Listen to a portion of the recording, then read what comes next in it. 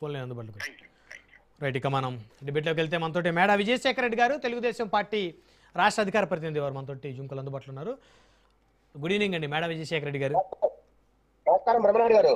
So కాస్త మీకు ఇది కఠినమైనటువంటి చర్చగానే అనిపించవచ్చు, ఎందుకంటే ఏం లేదండి ఒకటండి, ఎవరెవరి విధానాలు బట్టి ఎవరెవరి పరిస్థితులు బట్టి వాళ్ళు మాట్లాడతారు. మా పార్టీ విధానం మా పరిస్థితులు బట్టి నేను మాట్లాడతా, ఎక్కడ మాకేం కన్ఫ్యూజన్ లేదు ఈ విషయంలో. మీకు ప్యానలిస్టులకి అట్లాగే రాజు న్యూస్ ప్రేక్షకులు అందరికీ కూడా నమస్కారం. ఇప్పుడు మీరు ఏదైనా క్వశ్చన్ అడగాలా లేదంటే మీరే చెప్పండి. ఎమ్మెల్యేలపై ఆంక్ష ఎందుకు పెడుతుంది మీ పార్టీ అధిష్టానం? వైకాపా నేతలతో ఎందుకు ఎందుకు వేదిక పంచుకోకూడదు? ఒక సంస్కరణ సభకు వెళ్ళినప్పుడు ఎందుకు మాట్లాడుకోకూడదు? ఏం తప్పు అనేది చాలా మంది ప్రశ్నిస్తా ఉన్నారు మీ పార్టీని. వచ్చిన మాట, ఇప్పుడు ముద్రగడ పద్మనాభం గారు చనిపోయిన రోజు ఆయన అంతిమ యాత్రకు కొంతమంది నాయకులు వెళ్ళారు. అక్కడెక్కడ ఆంక్షలు లేవు, అక్కడెక్కడ ఎవరిని మాట్లాడాల. ఎందుకంటే ఒక మంచి నాయకుడు, కాపుల్లో గొప్ప నాయకుడు, ఆయన చనిపోయినప్పుడు ఖచ్చితంగా అందరూ పరామర్శించాలి, దాంట్లో ఎక్కడా తప్పు లేదండి. సంస్మరణ సభ ఇప్పుడు వీళ్ళు చెప్తున్నారు కదా, దాస రాము గారు బయటకు వచ్చి పెట్టారని. మా సమాచారము తోట త్రిమూర్తులు గారే ఈ సభ పెట్టారు, వైసీపీ తరపున ఈ సభ పెట్టారు. మీరు చూశారు కదా సార్, అసలు అంతిమయాత్ర రోజు వైసీపీ నాయకులు చేసిన గొడవ ఎంత ఉంది. ఆ రోజు ఎంత దారుణంగా మాట్లాడారు, ఎంత దారుణంగా ప్రవర్తించారు. పోలీసులు తోయడం కావచ్చు, లేదంటే ముద్రగడ పద్మనాభం గారు కేవలం వైసీపీ నాయకుడే, కాపులకి ఏం సంబంధం లేదు, మిగతా నాయకులకి ఎవరికి సంబంధం లేదు, లేదంటే ప్రజలకు సంబంధం లేని లెవెల్లో మీరు చేయని హడావుడి ఎంత చేశారు మీరు చూశారు కదా ఆ రోజు. అలాంటి హడావుడి చేసి ఆయన మీరు ఓన్ చేసుకొని ఆయన చనిపోయిన తర్వాత ఆయనకు వచ్చే సానుభూతితో మేము ఓటు పొందాలని మీరు రకరకాల ప్రయత్నాలు చేసిన మీరు సంస్మరణ సభ కూడా మీ నాయకుడు తోట త్రిమూర్తులు గారే పెట్టినప్పుడు ఈ రోజు దాసరాము గారు సభ పెట్టారని మాట్లాడుతారు. రాము గారు సభ పెడితే మరి దాసరాము గారు చెప్పాలిగా, ఆయన నేనే పెట్టానని చెప్పాలి కదా.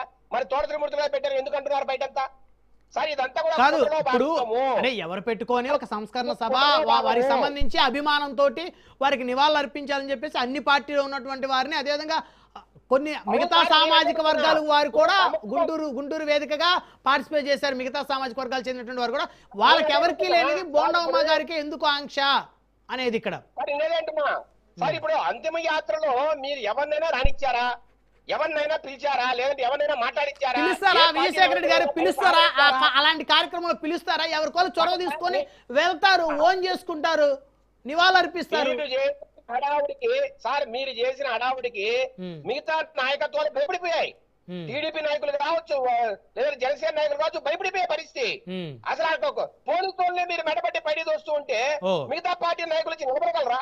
అక్కడ జగన్మోహన్ రెడ్డి గారు దిగంగానే సీఎం అని అదే ఒక వైసీపీకి సంబంధించిన సభ జరుగుతున్నట్టు మీరు ప్రవర్తిస్తూ ఉంటే ఎలా వస్తారండి ఎవరైనా?